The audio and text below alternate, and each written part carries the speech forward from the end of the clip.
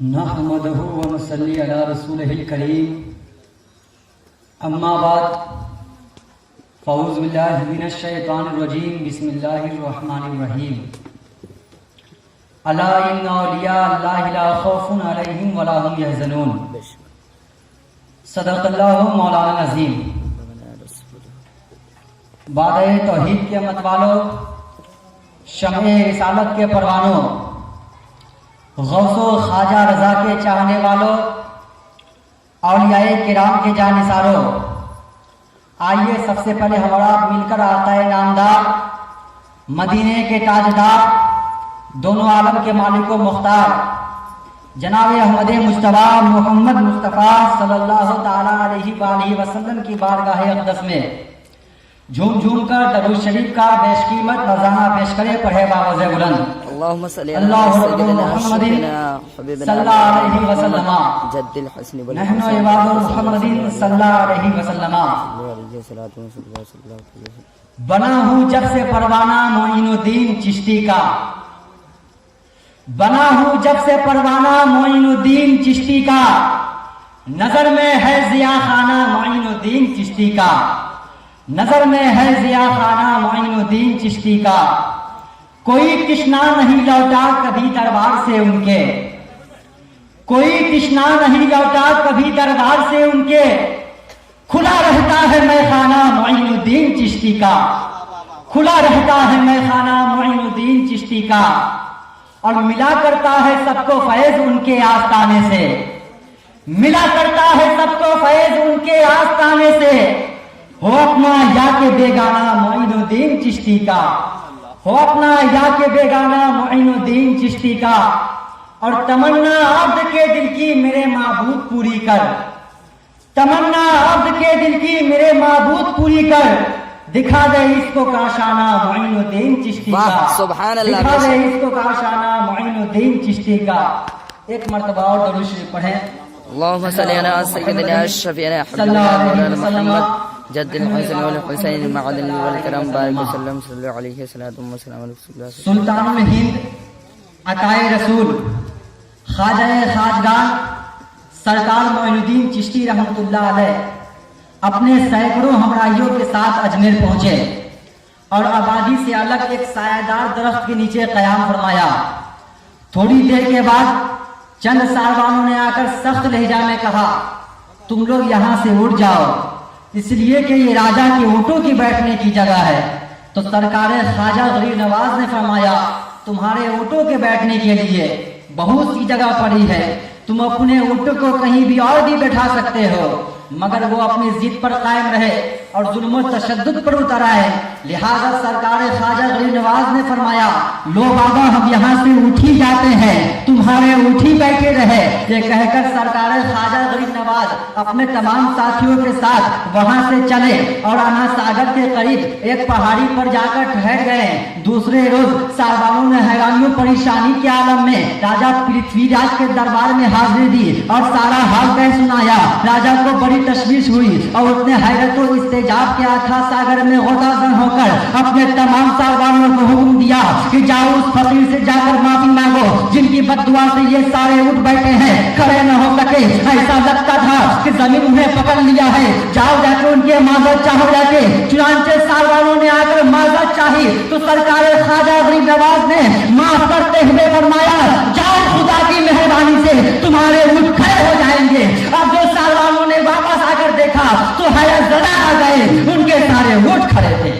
سبحان اللہ۔ حضرات محترم، خواجہ غریب نواز اور ان کے تمام مریدین انا ساگر کے کنارے گھاٹ پر روزانہ وضو کرتے اور غسل فرماتے اور اپنی دیگر ضروریات پوری کیا کرتے تھے، اور وہیں پر مندروں کی مختلف عمارتیں تھیں جن کے پنڈت اور پجاریوں کو یہ بات بہت ہی ناگوار گزری۔ چنانچہ ایک دن آپ کے چند مریدین نہانے کی غرض سے گھاٹ پر پہنچتے ہیں تو तो ब्राह्मणों और राजपूतों ने नहाने से उन्हें रोक दिया।